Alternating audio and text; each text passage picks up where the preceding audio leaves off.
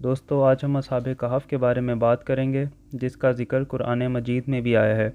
تو دوستو ایک بار آپ صلی اللہ علیہ وآلہ وسلم کے پاس کچھ کفار ان کی نبوت کا امتحان لینے کے لیے 3 سوال لے کر آئے، جن میں ایک سوال یہ تھا کہ اصحاب کہف کون تھے۔ لہٰذا اللہ تعالیٰ نے اپنے محبوب کو سورہ کہف کے ذریعے آگاہ کیا۔ اس کے مطابق یہ حضرت عیسیٰ علیہ السلام کا دور تھا جب اللہ تعالیٰ نے ان کو آج کے دور کے فلسطین کے علاقے میں اسلام کی تبلیغ کے لیے بھیجا۔ فلسطین اس وقت رومن امپائر میں شمار ہوتا تھا اور یہاں کے لوگ بت پرست تھے۔ یہاں ایک یہودی بادشاہ تھا جو کہ رومن امپائر کے ماتحت کام کر رہا تھا۔ حضرت عیسیٰ علیہ السلام نے یہاں کے لوگوں تک اللہ کا پیغام پہنچانے کی کوشش کی تو رومی لوگ آپ علیہ السلام کے مخالف ہو گئے اور حضرت عیسیٰ علیہ السلام کو گرفتار کر کے سولی پر لٹکانا چاہا، مگر اللہ تعالیٰ نے انہیں زندہ آسمانوں پر اٹھا لیا۔ اس واقعہ کے کچھ عرصے بعد یہودیوں نے رومیوں کے خلاف بغاوت شروع کر دی اور اس کے بدلے میں رومی بادشاہ نے یروشلم اور فلسطین پر حملہ کر دیا اور بیت المقدس سمیت سب کچھ تباہ کر دیا۔ اس دوران 1.5 لاکھ یہودیوں کا قتل عام ہوا اور بچے کچے فلسطین سے ہجرت کر گئے۔ اس طرح حضرت عیسیٰ علیہ السلام کی پیروی کرنے والے ہی صرف فلسطین میں رہ گئے۔ دوستو اس دوران دقیانوس نامی شخص کی حکومت تھی جو کہ رومی ہونے کے ساتھ ساتھ بت پرست بھی تھا۔ چنانچہ اس نے عیسائی لوگوں پر ظلم و ستم کرنا شروع کر دیے، یہاں تک کہ بادشاہ نے ایک دن چند نوجوانوں کو اپنے دربار میں بلا کر کہا کہ اس دین یعنی کہ عیسائیت سے باز آ جاؤ ورنہ میں تمہیں قتل کروا دوں گا۔ ناظرین اکرام، یہ نوجوان در حقیقت اصحاب کہف تھے۔ ان نوجوان نے جب یہ دھمکی سنی تو وہ شدید پریشان ہو گئے، کیونکہ وہ اس بادشاہ کے ہوتے ہوئے عیسائیت پر نہیں چل سکتے تھے اور نہ ہی ان میں اتنی طاقت تھی کہ اس بادشاہ سے لڑ پاتے۔ چنانچہ انہوں نے اپنا مذہب یعنی کہ عیسائیت قائم رکھنے کے لیے ہجرت کا فیصلہ کیا اور شہر چھوڑ کر نکل پڑے اور توکل صرف اور صرف اللہ پر رکھا۔ چلتے چلتے وہ ایک پہاڑ کے پاس پہنچے اور اس کی غار میں چھپ گئے۔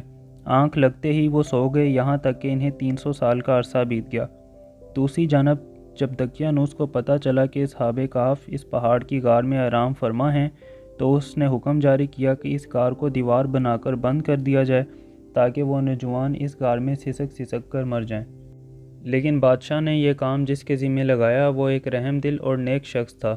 چنانچہ اس نے اصحاب کہف کے نام، تعداد اور ان کے ساتھ پیش آنے والا سارا معاملہ ایک تختی پر لکھ کر تانبے کے ایک صندوق میں اسی دیوار کے نیچے دفن کر دیا اور اسی طرح کا ایک اور تختی خزانے میں بھی رکھوا دی۔ اس 300 سال کے عرصے کے دوران دقیانوس بادشاہ مر گیا اور کئی حکومتیں آئیں اور گئیں، یہاں تک کہ رومن امپائر نے بھی عیسائیت اختیار کر لی۔ اس کے بعد یعنی کہ 446 عیسوی میں بیدروس نامی بادشاہ کی حکومت آئی جو کہ ایک نیک دل بادشاہ تھا۔ اس نے 68 سال حکومت کی۔ جب بیدروس کی عوام کافرانہ رویے کی طرف حد سے زیادہ بڑھنے لگی تو وہ یہ دیکھ کر بہت پریشان ہوا اور ایک روز اپنے مکان میں بند ہو گیا اور اللہ تعالیٰ سے دعا کی کہ اے اللہ تعالیٰ ایک ایسی نشانی فرما کہ جس کے ذریعے میری عوام کا ایمان تر و تازہ ہو جائے۔ چنانچہ اللہ تعالیٰ نے اس کی دعا قبول فرما لی۔ پھر ایک دن ایک چرواہا اپنی بکریوں کو چرانے کی غرض سے اس غار کے پاس جا پہنچا جس میں اصحاب کہف تھے۔ اس طرح چرواہے نے چند لوگوں کے ساتھ مل کر اس غار کی دیواروں کو گرا دیا اور دیوار گرانے والوں پر ایسی ہیبت طاری ہوئی کہ وہ وہاں سے بھاگ کھڑے ہوئے۔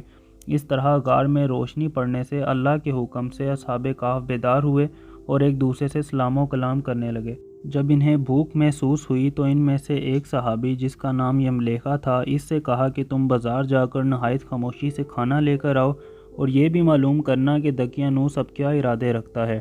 جب یملیخا بازار کی طرف نکلے تو یہ دیکھ کر بہت حیران ہوئے کہ ہر طرف اسلام کا بول بالا ہے اور ہر کوئی حضرت عیسیٰ علیہ السلام کا کلمہ بنا کسی خوف و خطر کے پڑھ رہا ہے۔ اس حیرانی میں یملیخا کھانا لینے کے لیے پہنچا تو کھانے کے بدلے میں 300 سال پرانا سکہ دے دیا۔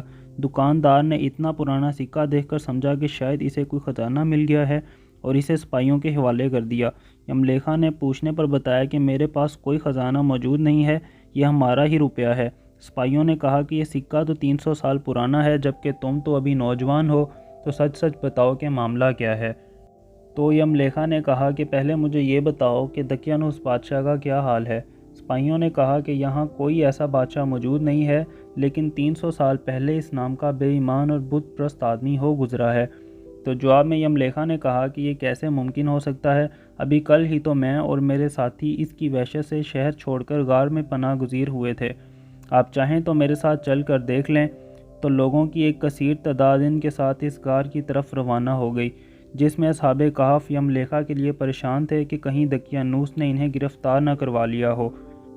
لوگوں کی کثیر تعداد غار کی طرف کے آنے کے شور و غل سے اصحاب کہف سمجھے کہ دقیانوس کو ان کی پناہ گاہ کا پتہ چل گیا ہے، چنانچہ وہ اللہ تعالیٰ کی عبادت میں مصروف ہو گئے۔ اتنے میں ان سپاہیوں نے غار کی دیوار پر دفن وہ صندوق نکال لیا۔ جب انہوں نے اس میں موجود تختی کو نکال کر پڑھا تو اس میں اصحاب کہف کی تعداد اور ان کے نام کے ساتھ ساتھ یہ لکھا تھا کہ یہ مومنوں کی جماعت ہے جو کہ دقیانوس کے ڈر سے یہاں پناہ گزیر ہے، اور دقیانوس نے انہیں غصے میں آ کر غار کے منہ میں بند کروا دیا ہے، لہٰذا جب کبھی یہ غار کھلے تو لوگ اصحاب کہف کا احوال یہاں سے دریافت کریں۔ سپاہی یہ سب دیکھ کر حیران و پریشان رہ گئے اور بیدروس تک یہ خبر پہنچائی۔ بیدروس بھی فوراً چند علماء کے ہمراہ وہاں پہنچ گیا۔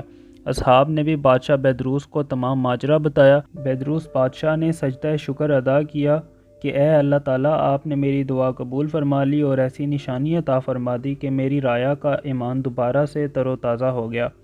اصحاب کہف نے بھی بیدروس بادشاہ کو دعا دی اور دوبارہ وہیں جا کر سو گئے جہاں سے وہ بیدار ہوئے تھے، لہٰذا اسی نیند کی حالت میں اللہ تعالیٰ نے ان اصحاب کہف کو موت عطا کر دی۔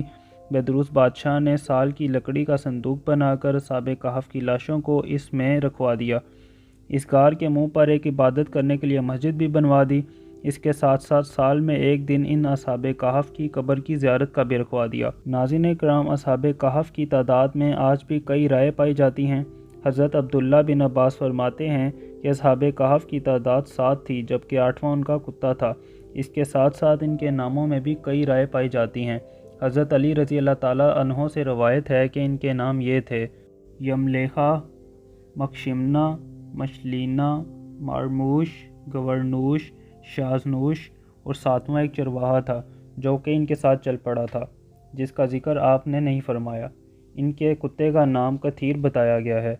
دوستو، اب سوال یہاں یہ پیدا ہوتا ہے کہ ایسا کیسے ممکن ہو سکتا ہے کہ 300 سال گزرنے کے بعد بھی اصحاب کہف کے جسم تک میں کوئی تبدیلی نہیں آئی؟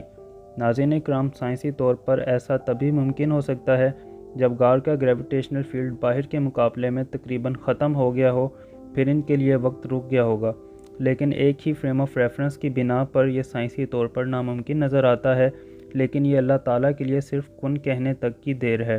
تو دوستو، اگر آپ کو اس بارے میں اپنی کوئی رائے کا اظہار کرنا ہے تو کمنٹ سیکشن میں ضرور کریں۔